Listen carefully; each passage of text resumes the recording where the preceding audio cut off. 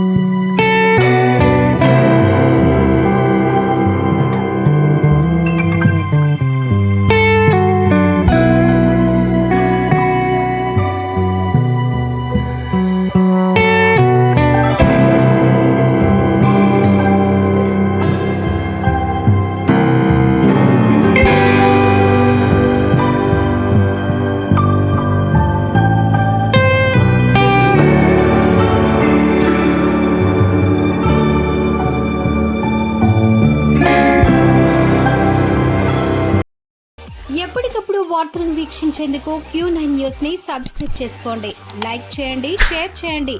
విలువైన సమాచారాన్ని ముందుగా మీరే తెలుసుకునేందుకు బెల్ బటన్ ని క్లిక్ చేయండి.